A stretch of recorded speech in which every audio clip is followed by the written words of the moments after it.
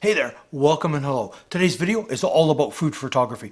I'm going to show you some easy ways to improve your food photos. I'm going to take you through the steps that I do when I'm shooting food. So if you're into food like I'm into food, stick around. This will be a good one.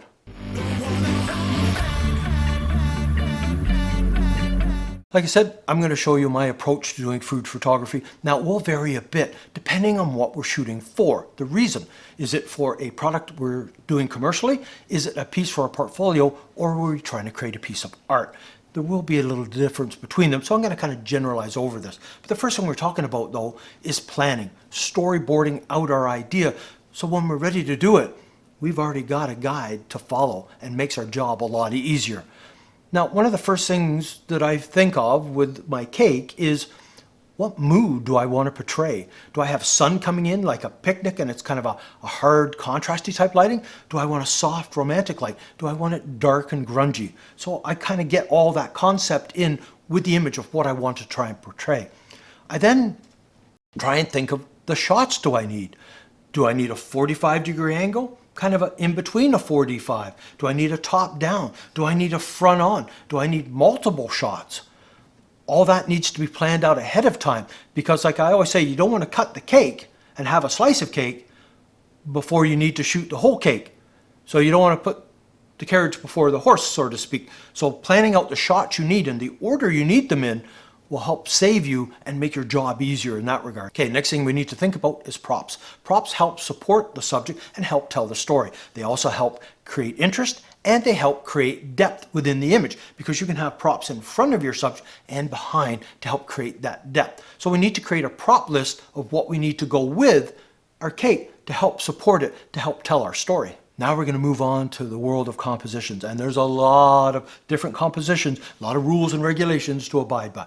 I'm going to stay easy, especially for people just starting out. We're going to abide by the rule of thirds.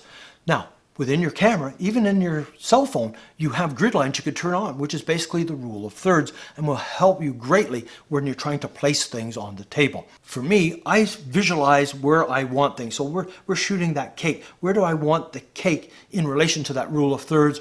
Where am I going to put my props in relation to it? Once I kind of get it visualized out, you can then print out the rule of thirds on a piece of paper and then you can just sketch it in. It doesn't matter how well you draw. It's not about that. It's about where things are placed so you can visually see it. Then, once you've got your rule of thirds figured out and where things are going to go, you can then take your paper and your idea to your area and just kind of, you don't need your cake there yet, but you need to put things in place. Have a look at it. Have a look through your camera at it.